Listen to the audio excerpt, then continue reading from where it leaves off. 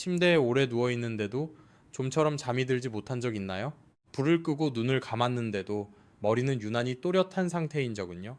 꼭 새벽 2시, 3시쯤이면 잠에서 깨서 아무 소리 없는 가운데 천장을 바라보다가 날이 밝을 때까지 깨어 있었던 적은 없나요? 낮에는 피곤하고 머리가 무겁고 기억력도 떨어진 것 같은데 밤만 되면 도무지 잠을 이룰 수 없는 상태 말이에요. 많은 사람들은 그걸 그냥 나이 탓이라고 생각합니다. 하지만 제가 이렇게 말한다면 어떨까요? 그것이 사실은 몸이 조용히 쇠약해지고 있다는 신호일 수도 있다고요. 불면은 단순히 피곤함만 가져오는 게 아닙니다. 뇌가 스스로를 정화할 시간을 갖지 못하게 만들어 독소가 시간이 지날수록 쌓이게 됩니다. 여러 연구에서 장기간 불면을 겪는 사람들은 치매 위험이 훨씬 높고 심혈관 질환의 위험도 눈에 띄게 증가한다는 사실이 밝혀졌습니다. 우리 뇌는 필터와 같아서 제때 세척되지 않으면 서서히 막히게 되지만 우리는 그 사실을 거의 알아차리지 못합니다. 하지만 좋은 소식도 있습니다. 많은 사람들이 아주 작은 변화 하나만으로도 수면의 질을 눈에 띄게 개선했습니다. 약을 먹을 필요도 없고 돈이 거의 들지도 않으며 그 물건은 대부분의 집에 이미 있는 것입니다. 오늘 여러분은 아주 평범해 보이는 한 가지 습관이 어떻게 몸을 자연스럽고 안전한 깊은 수면 상태로 되돌려 놓을 수 있는지 알게 될 겁니다. 본격적으로 들어가기 전에 수면 건강에 관심이 있다면 채널을 팔로우하고 댓글을 남기고 구독해주세요. 더 자세히 알고 싶은 분들은 댓글에 숫자 1을 남겨주세요. 제가 읽고 직접 답변하겠습니다. 오늘 내용에서는 약을 쓰지 않고 수면을 개선하는 아주 구체적인 방법 하나를 말씀드릴 겁니다. 익숙한 물건 하나, 수면 환경, 그리고 생활 습관을 함께 조합하는 방식입니다. 여기에는 아주 작은 디테일 하나가 있는데 이걸 잘못하면 다른 모든 노력이 거의 효과가 없어집니다. 이 부분은 꼭 집중해서 들어주세요. 저는 의사로서 수면 문제를 겪는 많은 고령의 환자들을 직접 만나 진료해 왔습니다. 몇 년째 불면인 분도 있었고 10년이 넘은 분도 있었습니다. 제가 가장 안타깝게 느낀 점은 그들 대부분이 수면제에 의존하고 있다는 사실이었습니다. 시간이 지날수록 약효는 점점 떨어지는데 부작용은 점점 더 분명해졌습니다. 많은 분들이 기억력이 점점 나빠지는 것 같다는 두려움, 머리가 늘 멍한 상태라는 불안, 그리고 아침에 일어나도 개운함을 느끼지 못한다는 이야기를 안고 저를 찾아왔습니다. 흥미로운 점은 치료 과정을 통해 깨달은 사실입니다. 많은 불면의 경우 원인이 뇌 자체에 있는 것이 아니라 아주 기본적인 요소들에서 시작된다는 것입니다. 바로 호흡 방식, 신경계의 상태, 그리고 밤 시간대의 체온입니다. 이 세 가지가 균형을 잃으면 아무리 애써도 뇌는 우리를 깊은 잠으로 들게 하지 않습니다. 어떤 환자들은 매트리스를 바꾸고 방을 옮기고 허브차를 마시고 운동량을 늘리는 등 할 수 있는 건 다 해봤지만 여전히 잠을 자지 못했습니다. 하지만 이런 기본 요소들을 다시 조정하고 나서야 수면이 자연스럽게 돌아오기 시작했습니다. 그리고 놀랍게도 아주 값싸고 흔한 물건 하나가 그 과정에서 중요한 역할을 합니다. 다만 올바른 방법과 올바른 위치에서 사용했을 때만 그렇습니다. 이제 바로 핵심으로 들어가겠습니다. 왜 우리 몸은 밤이 되면 잠을 잃게 되는지, 그리고 겉보기에는 단순히 피부 관리와 관련된 것처럼 보이는 작은 습관 하나가 어떻게 호흡과 신경계에 영향을 주고 어떤 약도 없이 몸을 더 깊은 휴식 상태로 이끌 수 있는지에 대해 말씀드리겠습니다. 불면에 대해 이야기하면 많은 사람들은 가장 먼저 뇌를 떠올리고 생각이 너무 많다거나 정신적인 긴장을 원인으로 생각합니다. 하지만 오랜 시간 진료를 하면서 저는 몸에는 아주 조용히 작동하는 스위치들이 있다는 사실을 알게 되었습니다. 이 스위치 중 하나만 제대로 작동하지 않아도 뇌는 결코 우리를 깊은 잠에 들게 하지 않습니다. 그 첫 번째 스위치는 바로 호흡입니다. 제가 만난 많은 고령의 환자들에게는 공통점이 하나 있었는데 정작 본인들은 전혀 인식하지 못하고 있었습니다. 바로 잠을 잘 때 입으로 숨을 쉰다는 점입니다. 낮에는 별 문제가 없지만 누우면 코가 건조해지고 따갑고 불편해지기 시작합니다. 노인의 경우 비강점막이 더 얇고 분비물이 줄어들기 때문에 방안이 조금만 건조해도 코 안이 금세 바싹 마르게 됩니다. 그러면 몸은 자동으로 입을 벌려 공기를 들이마시게 됩니다. 문제는 입으로 숨을 쉬면 차갑고 건조한 공기가 그대로 기도로 들어간다는 점입니다. 뇌는 이를 위험한 상황으로 인식합니다. 교감신경이 활성화되고 심장은 더 빨리 뛰며 몸이 긴장 상태로 들어가 깊은 수면이 차단됩니다. 제가 만난 박이라는 성을 가진 한 할머니는 10년 넘게 불면을 겪고 있었습니다. 할머니는 누우면 바로 목이 마르고 마른 기침이 나면서 자꾸 잠에서 깬다고 말했습니다. 수면제를 먹으면 잠드는 속도는 빨라졌지만 금세 깨고 다음날 하루 종일 머리가 무거웠다고 했습니다. 제가 코 안의 느낌에 대해 묻자 그제야 밤마다 코가 많이 마르다는 사실을 깨달았습니다. 저는 할머니께 잠들기 전 아주 소량의 바셀린을 쌀알 크기만큼 면봉 끝에 묻혀 콧구멍 입구의 점막에 아주 살짝 바르도록 안내했습니다. 깊이는 약 1cm를 넘지 않도록 했습니다. 목적은 코를 막는 것이 아니라 보습을 유지해주는 얇은 막을 만드는 것이었습니다. 바셀린은 수분을 공급하는 물질은 아니지만 자연스러운 수분이 밤새 날아가지 않도록 잡아줍니다. 코가 충분히 촉촉해지면 코로 숨쉬는 것이 훨씬 편해지고 몸은 자연스럽게 입을 다물게 됩니다. 며칠 뒤 박할머니는 다시 찾아와서 건조하고 따갑던 느낌이 사라졌고 밤중에 깨는 횟수도 눈에 띄게 줄었다고 말했습니다. 중요한 점은 반드시 적정량을 사용하는 것입니다. 너무 많이 바르거나 깊숙이 넣는 것은 필요하지도 않고 안전하지도 않습니다. 하지만 아주 얇게 정확한 위치에만 사용한다면 이는 만성 비강 건조를 겪는 사람들에게 임상 현장에서 실제로 활용되는 매우 효과적인 보조 방법입니다. 두 번째 스위치는 많은 사람들이 전혀 예상하지 못하는 위치에 있습니다. 바로 귀 뒤쪽입니다. 이 부위에는 부교감 신경계의 핵심인 미주신경이 지나가는 중요한 경로가 있습니다.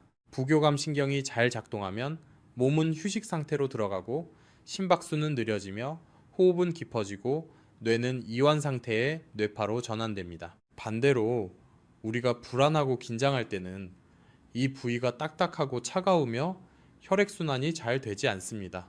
60대가 넘은 김 씨라는 분은 항상 경계 상태에 있는 분이었습니다.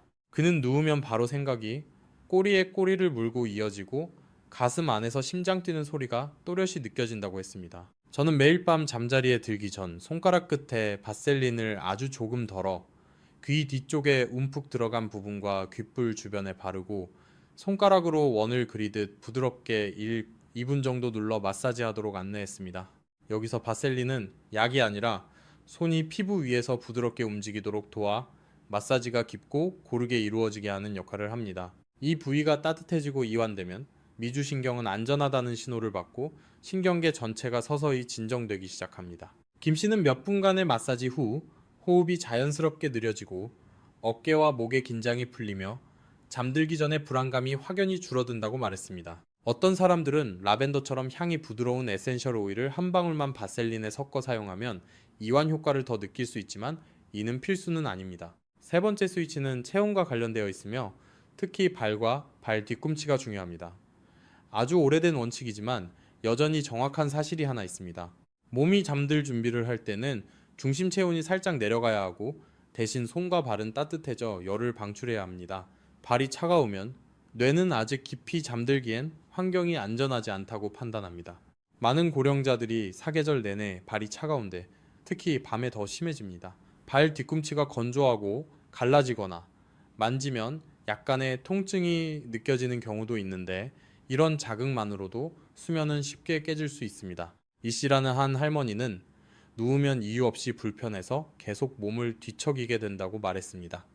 살펴보니 발 뒤꿈치가 심하게 건조하고 갈라져 있었습니다. 저는 매일 밤 따뜻한 물로 발을 씻고 잘 말린 뒤 발 뒤꿈치와 발바닥 전체에 바셀린을 바르고 얇은 양말을 신고 자도록 안내했습니다. 바셀린은 보습을 유지하고 양말은 열을 잡아주어 발이 밤새 고르게 따뜻해지도록 돕습니다. 발이 따뜻해지면 혈관이 확장되고 몸은 훨씬 쉽게 휴식 상태로 전환됩니다.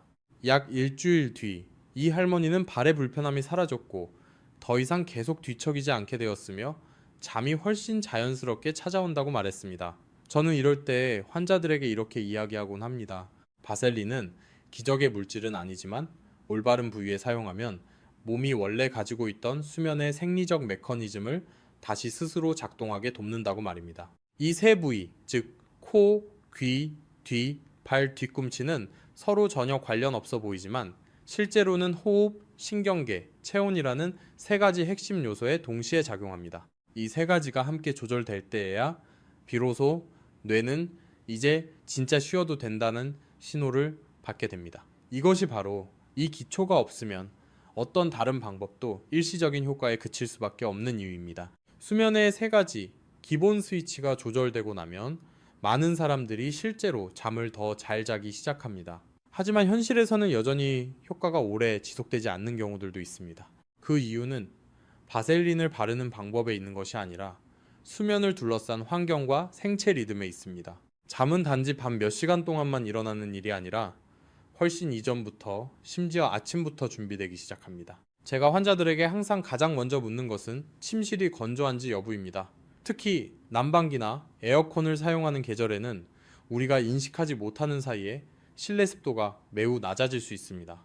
공기가 건조하면 코와 목의 점막이 더 빨리 수분을 잃게 되고 몸은 잠자는 동안에도 계속해서 호흡을 조절해야 합니다. 바셀린은 국소적으로 보습을 도와주지만 방 전체가 사막처럼 건조하다면 그 보호막도 금세 효과를 잃게 됩니다. 수면의 이상적인 습도는 코와 목이 따갑지 않을 정도의 적당한 수준입니다. 작은 가습기 하나만으로도 혹은 더 간단하게는 방 안에 물을 담은 그릇이나 젖은 수건을 놓는 것만으로도 많은 사람들이 밤중에 깨는 횟수가 눈에 띄게 줄어드는 것을 경험합니다. 제가 관찰했던 김 씨라는 한 분은 바셀린을 아주 꾸준히 사용했는데도 자주 잠에서 깼다고 말했습니다. 자세히 물어보니 밤새 난방을 켜두어 방이 매우 덥고 건조했던 것입니다. 습도를 조절하고 기존 습관을 함께 유지한 후에야 비로소 수면이 안정되었습니다. 이는 바셀린이 주변 환경이 몸의 휴식을 도와줄 때에만 그 효과를 충분히 발휘한다는 점을 보여줍니다. 다음 요소는 빛입니다. 우리 뇌에는 매우 민감한 생체 시계가 있는데 특히 밤의 빛을 싫어합니다. 어두워지면 뇌는 잠잘 시간이라는 신호로 멜라토닌이라는 호르몬을 분비합니다.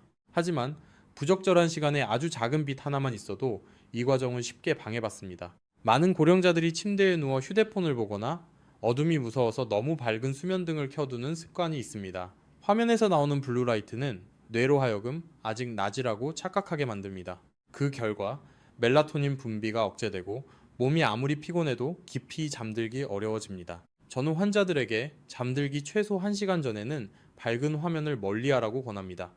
방 안의 조명은 부드럽고 낮은 밝기가 좋습니다. 침대에 누운 뒤에는 어떤 형태의 직접적인 빛도 눈으로 들어오지 않도록 해야 합니다. 만약 심리적으로 빛이 꼭 필요하다면 따뜻한 색감의 아주 어두운 조명을 바닥 가까이에 두는 것이 그나마 영향을 덜 줍니다.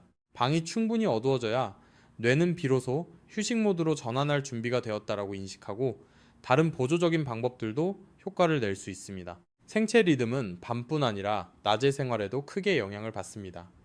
불면을 겪는 사람들이 흔히 저지르는 실수 중 하나는 낮에 잠을 보충하려는 것입니다.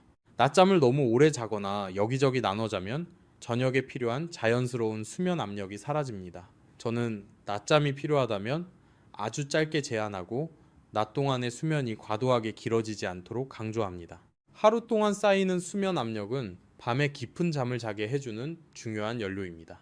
낮 동안의 햇빛 역시 매우 큰 역할을 합니다.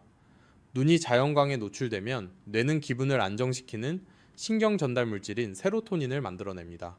이 세로토닌이 저녁이 되어야 멜라토닌으로 전환됩니다. 하루 종일 실내에만 있고 햇빛을 거의 보지 않으면 뇌는 수면 호르몬을 만들 재료 자체가 부족해집니다. 관절 통증이나 피로 때문에 외출을 거의 하지 않는 고령 환자들을 많이 만나왔는데 하루에 몇십 분만 창가에 앉아 있거나 가볍게 밖에 나가 햇빛과 공기를 쐬는 것만으로도 잠드는 시간이 눈에 띄게 짧아졌습니다. 이와 함께 잠에 도움이 된다고 믿지만 실제로는 수면 구조를 망치는 습관들도 있습니다. 많은 사람들이 잠들기 전에 술을 조금 마시면 쉽게 잠들 수 있다고 생각합니다.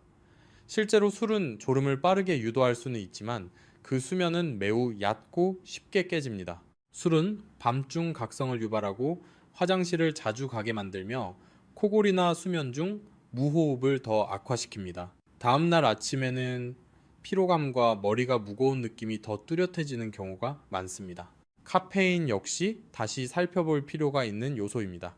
젊을 때는 언제 커피를 마셔도 잠에 큰 영향을 받지 않던 사람들이 많지만 나이가 들수록 카페인을 분해하는 속도는 크게 느려집니다. 오후에 마신 커피 한 잔의 영향이 밤늦게까지 남아있을 수 있습니다. 불면을 겪고 있는 사람들에게는 처음에는 다소 불편하더라도 카페인을 줄이거나 완전히 피하는 것이 필요합니다. 마지막으로 저는 매우 중요하지만 자주 간과되는 한 가지 요소를 강조하고 싶습니다. 바로 침대에 누웠을 때의 심리 상태입니다. 많은 사람들이 오늘 밤도 잠을 못 자면 어쩌지 라는 걱정을 안고 누웁니다.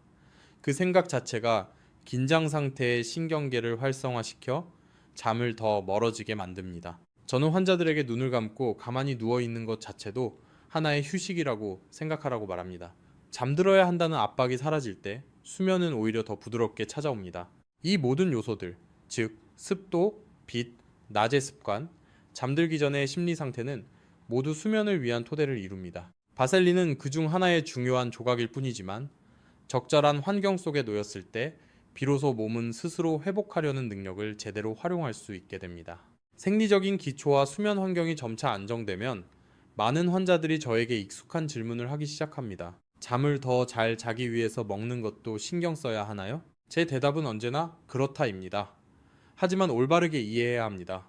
음식은 수면제가 아닙니다. 그러나 종류와 타이밍을 잘 맞추면 뇌와 신경계가 자연스럽게 휴식 상태로 들어가는데 큰 도움을 줄 수 있습니다. 제가 가장 먼저 언급하는 음식은 바나나입니다. 바나나는 전혀 낯선 음식이 아니지만 수면에 중요한 성분들이 들어있다는 사실을 아는 사람은 많지 않습니다. 바나나에는 마그네슘이 풍부한데 이 미네랄은 근육과 신경계를 이완시키는 역할을 합니다. 많은 노년층이 밤에 다리에 쥐가 나거나 근육이 당기고 다리가 불편하고 안절부절 못하는 느낌을 겪으면서도 그것이 마그네슘 부족의 신호일 수 있다는 사실을 인식하지 못합니다. 몸이 완전히 이완되지 않으면 깊은 수면은 만들어질 수 없습니다. 또한 바나나에는 트립토판이라는 아미노산이 들어있는데 이는 체내에서 세로토닌과 멜라토닌을 만드는 데 사용됩니다. 저녁에 단 음식이나 간식 대신 바나나 반 개 정도를 먹는 것만으로도 속을 더부룩하게 하지 않으면서 수면 준비에 도움이 될 수 있습니다. 두 번째로 추천하는 음식은 상추입니다. 예로부터 상추를 먹으면 졸음이 온다는 이야기가 전해져 내려오는데 이는 미신이 아닙니다. 상추의 줄기와 흰 수액에는 신경계를 진정시키는 성분이 들어있습니다. 저녁에 상추를 먹으면 많은 사람들이 몸이 이완되고 머리가 한결 가벼워지는 느낌을 받습니다. 다만 상추는 성질이 차기 때문에 배가 쉽게 차거나 손발이 찬 사람들에게는 식사할 때 따뜻한 성질의 음식과 함께 먹도록 권합니다. 그렇지 않으면 소화기관에 불편함을 줄 수 있습니다. 세 번째 음식은 타트체리, 즉 신체리입니다. 이 과일은 다른 과일만큼 흔하지는 않지만 자연적인 멜라토닌 함량이 매우 높습니다. 멜라토닌은 뇌에 잠잘 시간이라는 신호를 보내는 호르몬입니다. 나이가 들수록 멜라토닌 생성 능력이 점점 감소하면서 몹시 피곤해도 쉽게 졸리지 않는 경우가 많아집니다. 음식으로 멜라토닌을 보충하는 것은 이 과정을 어느 정도 도와줄 수 있습니다. 저녁에 소량의 타트체리 주스를 마시거나 적당량을 섭취하는 것만으로도 많은 환자들이 수면 시간을 늘리고 밤중 각성 횟수를 줄이는 효과를 보았습니다. 다만 타트체리는 산성이 있기 때문에 위가 예민한 사람은 식후에 섭취하고 과도하게 먹지 않는 것이 좋습니다. 이와 함께 숙면을 원한다면 피해야 할 것들도 있습니다. 대표적인 예가 술입니다. 많은 사람들이 잠들기 전에 술을 조금 마시면 쉽게 잠든다고 믿지만 실제로 술은 신경계를 일시적으로 둔감하게 만들 뿐입니다. 술로 인한 잠은 얕고 쉽게 끊기며 다음날 아침 더 큰 피로를 남깁니다. 카페인 또한 특히 주의해야 할 요소입니다. 나이가 들수록 체내에서 카페인을 배출하는 속도는 젊을 때보다 훨씬 느려집니다. 오후에 마신 커피 한 잔이 밤의 수면에까지 영향을 미칠 수 있다는 사실을 스스로 인지하지 못하는 경우도 많습니다. 치료 과정에서 저는 반드시 8시간은 자야 한다는 생각에 지나치게 집착하는 분들도 많이 만났습니다. 이런 압박은 오히려 역효과를 낼 수 있습니다. 노년기의 수면은 젊을 때보다 짧아질 수 있지만 깊고 연속적인 잠을 잔다면 몸은 충분히 회복됩니다. 중요한 것은 시간의 길이가 아니라 수면의 질입니다. 침대에 누웠을 때 걱정하기보다는 몸이 자연스럽게 쉬도록 내버려 두는 것이 필요합니다. 바로 잠들지 않더라도 가만히 누워 몸을 이완하고 천천히 호흡하는 것 자체가 이미 하나의 회복 과정입니다. 지금까지 말씀드린 내용을 전체적으로 돌아보면 수면은 하나의 단일한 해결책에서 오는 것이 아니라는 점을 알 수 있습니다. 수많은 작은 요소들이 함께 작용한 결과입니다. 바셀린은 호흡을 돕고 신경을 진정시키며 중요한 부위의 체온을 유지하는 데 도움을 주는 간단한 도구일 뿐입니다. 적절한 수면 환경은 뇌가 이제 쉴 시간이라는 신호를 인식하게 합니다. 올바른 낮의 생활 습관은 생체 리듬이 부드럽게 작동하도록 돕습니다. 그리고 적절한 음식은 신경계가 조화롭게 기능하는데 필요한 영양소를 제공합니다. 저는 수면제에 의존하며 불안과 피로 속에서 지내던 많은 환자들이 아주 작지만 꾸준한 변화만으로 자연스러운 잠을 되찾는 과정을 직접 지켜봐 왔습니다. 가장 중요한 것은 모든 것을 한꺼번에 하려는 것이 아니라 가장 단순한 것부터 시작해 매일 유지하는 것입니다. 몸에는 적응할 시간이 필요하며 올바르게 도와주기만 하면 스스로 회복하는 놀라운 능력을 가지고 있습니다. 잠은 단순히 피로를 덜어주는 것에 그치지 않습니다. 기억력, 심장, 면역계, 그리고 정신건강까지 지켜줍니다. 충분하고 깊은 잠을 자면 다른 많은 건강 문제들도 점차 개선됩니다. 그래서 저는 늘 말합니다. 노년기의 건강한 삶을 위해 가장 중요한 기초는 바로 숙면이라고요. 끝까지 시청해 주셔서 감사합니다. 이 내용이 조금이라도 도움이 되었다면 좋아요를 누르고 채널을 구독해 주세요. 잠으로 어려움을 겪는 가족이나 지인에게 공유해 주셔도 좋습니다. 작은 습관 하나가 올바른 사람에게 전달되면 그 사람의 삶 전체를 바꿀 수도 있습니다. 여러분과 여러분의 가족 모두가 평온한 밤을 보내고 매일 아침 한결 가볍고 편안한 기분으로 하루를 시작하시길 바랍니다.